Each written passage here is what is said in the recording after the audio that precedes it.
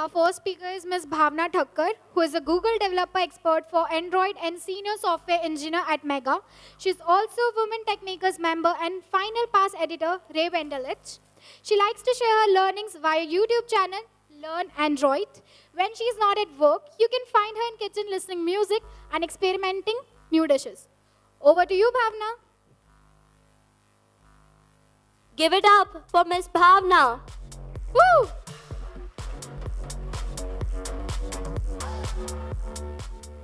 Hey, hi everyone, very good morning to all of you. Hi, good morning. So, I'm going to talk about architecting your Compose UI today. And I'm very excited to begin the first talk of the day. Are you all excited? A bit louder. Are you all excited? Okay. So let's start.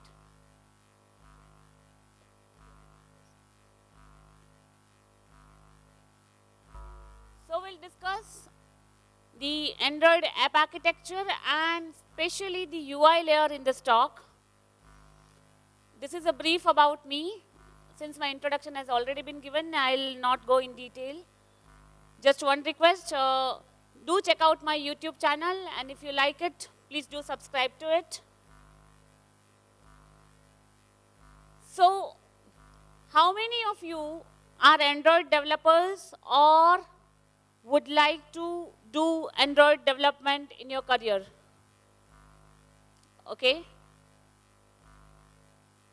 And how many of you have heard the term recommended app architecture? Okay. No worries. This is what we are going to discuss today.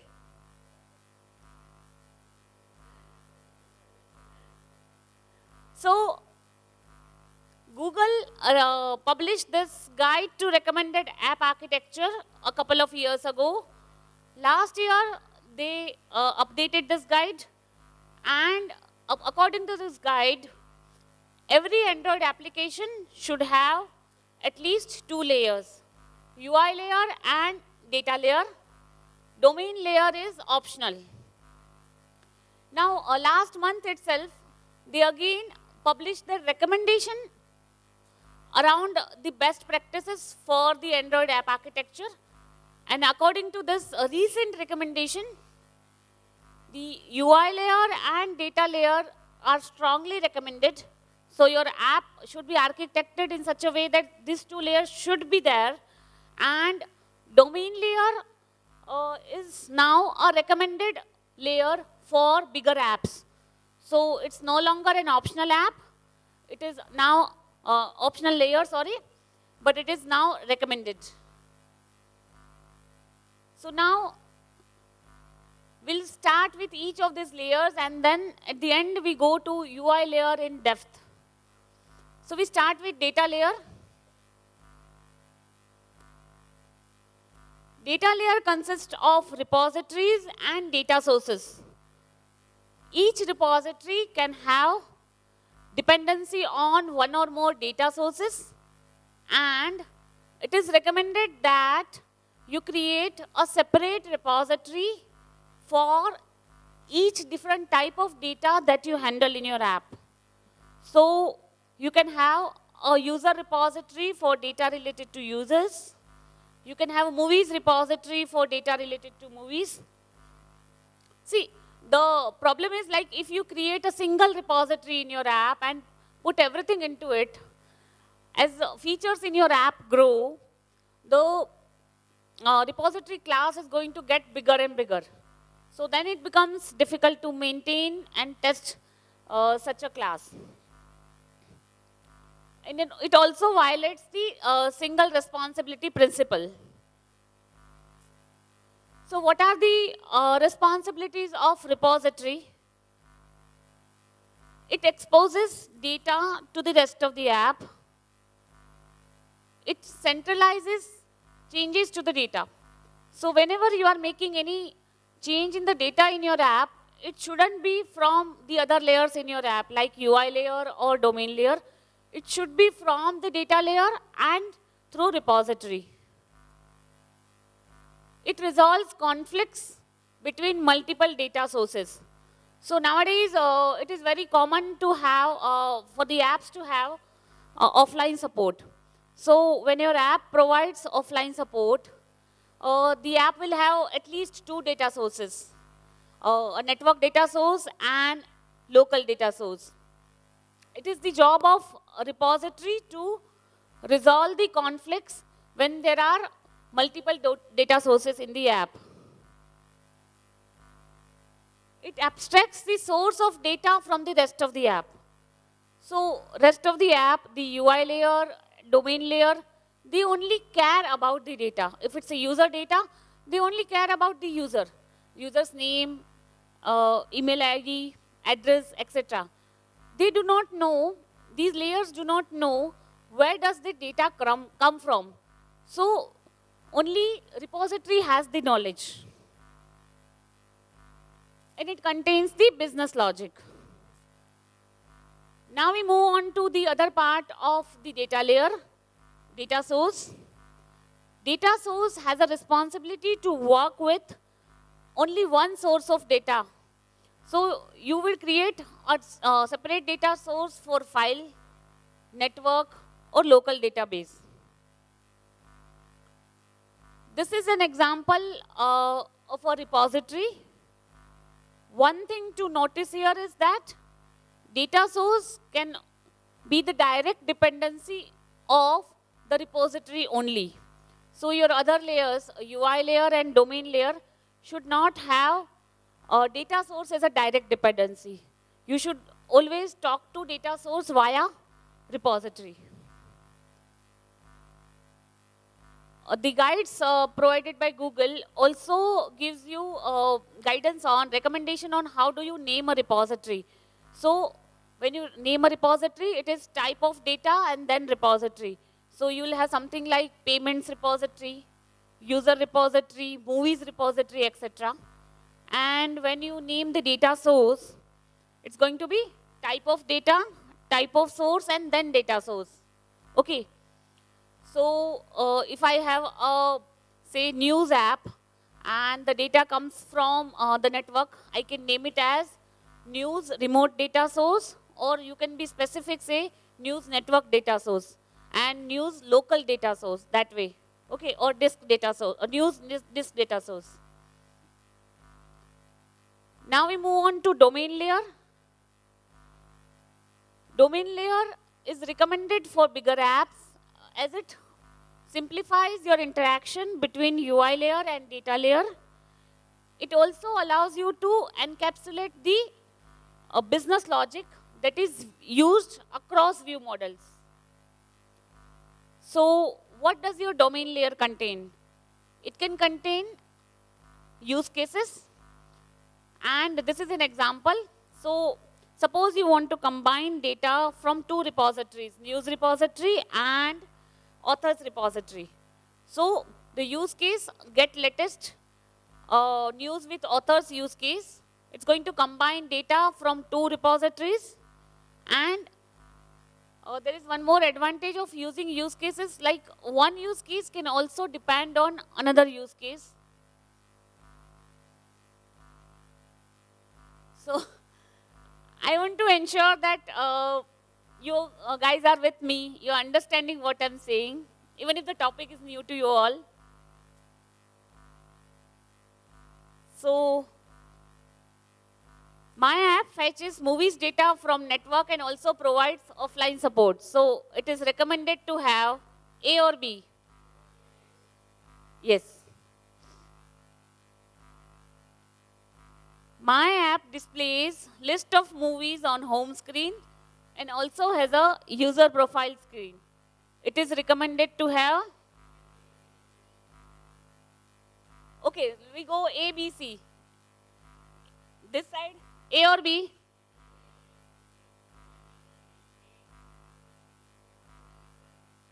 They have not decided.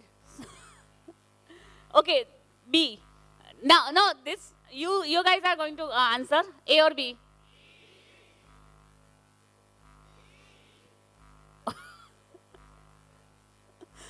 Okay, B is the answer. So you create separate repository, okay? Otherwise, what happens in practical scenario when you are an app developer, you understand you put everything into one class, and at the end of the day, forget about the other developer. You only will not understand your code. Now we come to UI layer. So what is the role of UI layer in your app? Does anyone want to answer this question? Yeah. Yes. Yes. Interface to connect with user.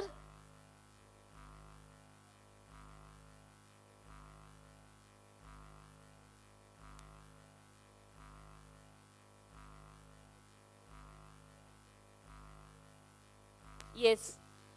So, role of UI layer is to display the application data on screen, and it is a primary source of user interaction, right? So, for further discussion, we are going to take Jet News app as a UI case study, and the home screen of Jet News app we are going to take into discussion. This screen allows users to view articles on the screen. Users can browse articles by category.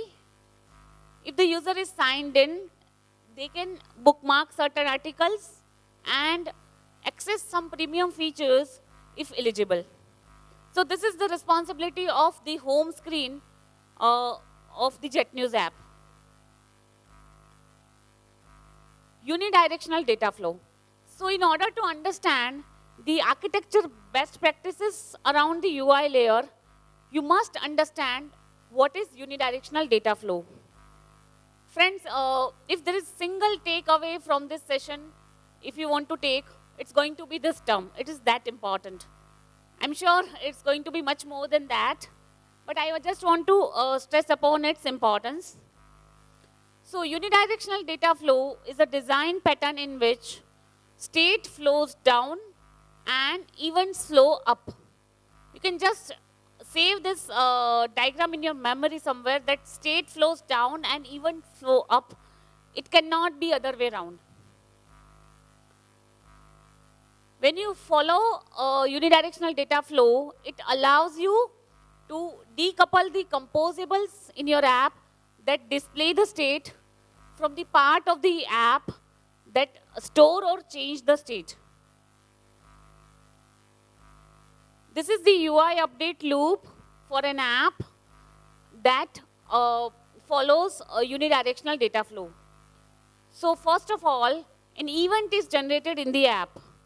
So the event could be due to some user interaction, like user pressing a button, but it may not be always user interacting with the app which is generating the event. So that is one scenario.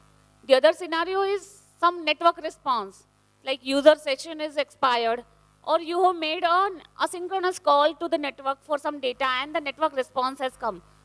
This will again trigger an event, UI event.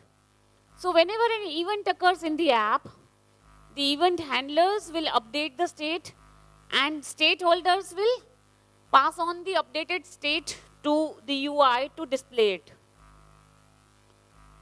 So your UI is the result of binding UI elements on the screen with the UI state. Now, when we talk about the traditional Android application where we use the XML-based UIs, the UI elements will be the XML views. And now in Jetpack Compose, your composable will provide you the UI elements. Your UI is a visual representation of UI state. So whenever the UI state changes, UI should be updated to reflect those changes. We are again back to our Jet News app home screen. Suppose you are a developer, you have been given this screen by the designer and you start development of the home screen. So how do you define the UI state? You can use data classes and say you create I'm referring to the first class, this data class news UI state. Now, what is the responsibility for the home screen? It has to display the list of articles. So you have news items as list of news item UI state. Then you want to know whether the user is signed in or not, right? So the user can bookmark the article or not. That depends on user is signed in or not. So you have is signed in as a Boolean flag. You have is premium. And then based on the network response, if you want to display some messages to the user, you have user messages as a list of messages. Now when we talk about each article that the user sees on the screen, that can also be converted to a data class as a news item UI state. So now I'm referring to the second data class, news item UI state. It has got a title, it has got a body, and whether it's a bookmarked or not, that's Boolean. So your UI state is an immutable snapshot of the details needed for the UI to render. But you all know that state, the application data can change, and hence the state will change. So who takes care of this? There comes the stakeholders in picture. You can have view model as your UI stakeholders, and the advantages of having view model as a stakeholder is that they will survive the configuration change and will take care of any event that is happening. So all the logic to be handled when the event occurs, the view model will take care. We discussed the unidirectional data flow just now. So this diagram will make it clear. Let's again go back to the Jet News app home screen. What happens when the user clicks on bookmarking the article? Okay. So first of all, when the user enters the screen, we have the, when the user enters the screen, the UI elements are given the current UI state. Okay. Then user bookmarks the article. So the event will flow up to view model. View model notifies the state change to the data layer. Data layer persists the data change and updates the application data.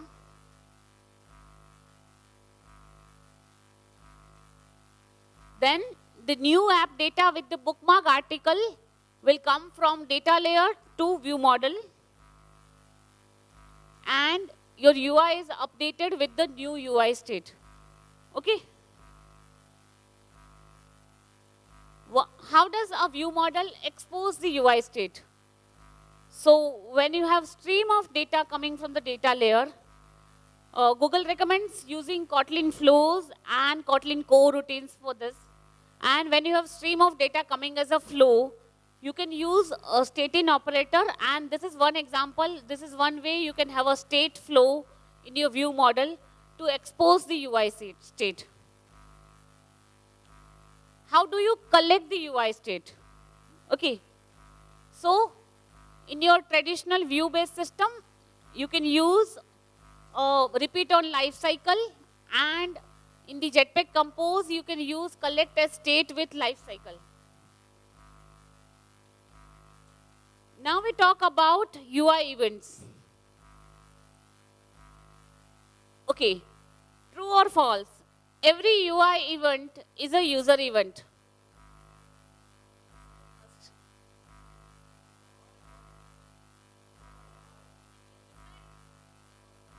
Okay, the other way around is true. Every user event is a UI event. But this statement is false. So these are the key terms. You can just make a note of it. What is UI, what is a UI event, and what is a user event. And now we come to UI event decision tree. So whenever an event is generated, you first decide where is it generated. So is it because of some external input or because of the user action? So if it is generated In the view model, you update the UI state. If it is generated in the UI, you first decide whether it requires the business logic or not. The bookmarking of article, the example we saw, we passed on the logic to view model because it requires app to connect to the data layer. But if it is just a UI behavior logic, you can modify the UI element state in the UI directly before, instead of going to the view model. So this example will make it clear. I have a screen with 2 buttons on it. When I click the first button, it's like expand or collapse details. And the second button is refresh the data. So I maintain a Boolean state expanded. When the user clicks on the button, say expand or collapse details, we just toggle that state. Okay. So here, this is just a UI behavior logic. We need not go to view model and then data layer to change something. But when user clicks on refresh data, we want to get or fetch the fresh data from the network. So we have to pass on this event from UI elements to view models then to data or domain layer based on your architecture. So you want to go further down the hierarchy, and so this will be the business logic. Sorry. Okay. So we've reached almost the end of the talk. So just a last question. If I have a view model this way, what will come in the place of XYZ when I have just 2 layers in my app architecture, UI layer and data layer? I just have 2 layers in my app. So what will come in the place of XYZ?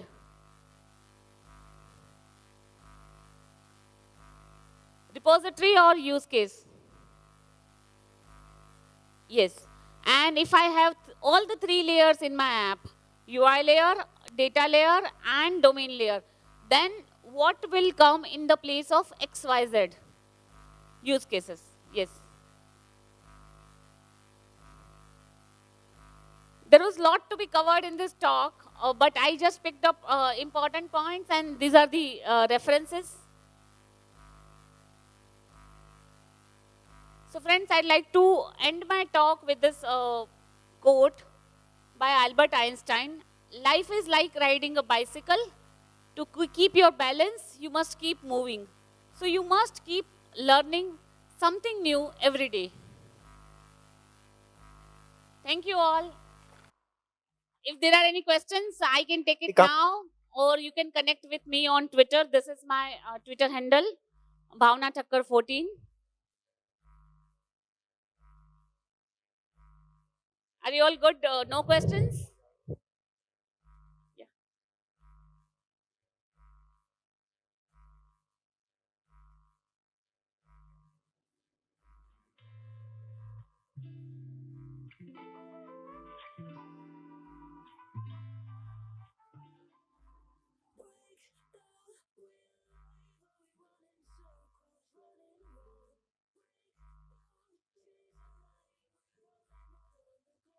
So basically what we do in the view model is we create a copy, and the part which is changing, we update it. Okay. Yeah. So basically what we do in the view model is we create one mutable and one immutable. Okay. The your composable, or say even if you're in a view system, the activity fragment or it's a composable, they will observe an immutable state. Okay. The one in your first layer, okay, activity or fragment, they will observe or collect when we talk about the state flow or something, they will observe the immutable state. Okay. And we have both the copies, mutable and immutable, inside the view model, which are attached to each other. Okay.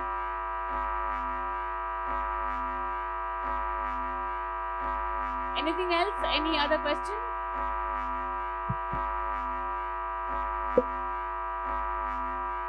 Okay, I think we are good then. You can connect with me on Twitter, and hope you enjoyed my talk. Yeah. Thank you. What a wonderful session it was. Thank you, Bhavna, for briefing it us very nicely. And if you guys have any other queries, do reach out her on social media handle. I would request everyone to keep posting questions. If you have anything, do reach out to her on our social platforms as well. I request Ms. Bhavna to please accept the token appreciations.